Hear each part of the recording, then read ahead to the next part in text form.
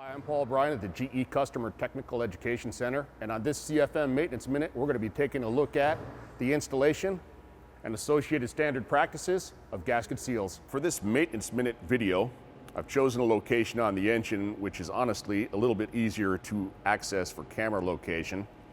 This is a servo fuel heater and oil line in manifold connection. Gasket seals are used on both oil system and fuel system components. The installation and inspection of these components is applicable to other locations. This location, on top of the hydromechanical unit providing high pressure fuel into the HMU for servo system, uses a gasket seal. This fuel line right here, which is out of the hydromechanical unit, low pressure discharge going to the low pressure side of the fuel circuit, also uses a gasket seal. And this location, also on the hydromechanical unit, is high pressure fuel out to the engine fuel system, also uses a gasket type seal, although it's a slightly larger version. All right, here I have this type of gasket seal, and this one is for an oil system component. As permitted per the aircraft maintenance manual, I may be able to reuse this if I properly inspect it per Chapter 70 standard practices. If not, I will discard and replace. Basic inspections on both sides of this gasket seal is the face portion and of course the O-ring for any type of damage which could cause a leak later on. On this specific gasket seal, I have found a small amount of damage here on the O-ring material. So in this case, I'm going to go ahead and elect to remove and replace this gasket seal as opposed to reinspect and use. Since I have found damage on the original gasket seal, I'm going to go ahead and replace it. I'm going to reference the aircraft maintenance manual illustrated parts catalog for the proper part number. I'm going to remove the gasket seal from its original packing container, verify the part number information from the manufacturer. Before reinstallation, since this is an oil system gasket seal, I'm going to apply engine oil as approved per the aircraft maintenance manual to the seating surface here and the seating surface here and reinstall. Caution! Look at the gasket before you install it. Obey the instructions in seals, preformed packings in O-rings, and gaskets. Do not cause damage to the rubber seal when you install the gasket.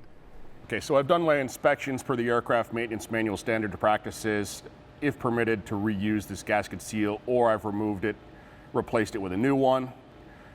Since this is an oil system gasket seal, I'm going to go ahead and reapply aircraft maintenance manual approved oil. And I'm going to slide it between the servo fuel heater in this example and the manifold connection. Take my bolts and start to run them down. So we'll get these in by hand, run the rest of them down with a socket, and then properly torque them. So I have something here I want to show you guys to be aware of. All right. In this scenario, as I'm trying to install this gasket seal between this oil-in manifold and this servo fuel heater, I'm noticing that this line is fairly rigid. What I don't want to do is to get this gasket partially installed between these two flanges and then push it in. Okay. The reason this manifold is so tight is in this example, I have not disconnected it from the other side. All right, so there's a B-nut up here I just need to loosen up, make sure I have some flexibility in the tube, reinstall the gasket after inspection. All right, as yet another camber position change, I want to illustrate another hazard to pay attention for. I have these 4 bolts installed on this oil-in line. I've run them all the way down, and as you notice, this thing is not seated.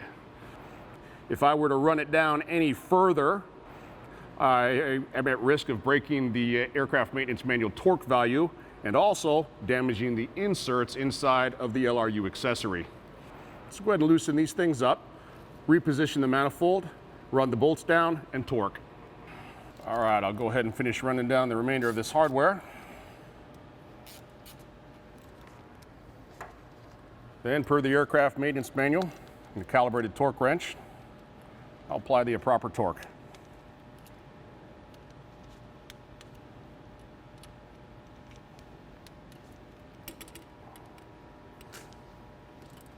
Once I've secured the oil-in manifold, I need to connect the other side. So run down this B-nut. And when I secure the B-nut and when I torque the B-nut, I always want to ensure that I use a backup wrench so I do not distort the manifold in any way. Last part to finish up this procedure, go ahead and apply a torque wrench after running down this bolt. Apply proper torque to the loop clamp, and I'm finished. That completes this CFM Maintenance Minute on the installation and standard practices of gasket seals. For all you do to support our fleet, thank you.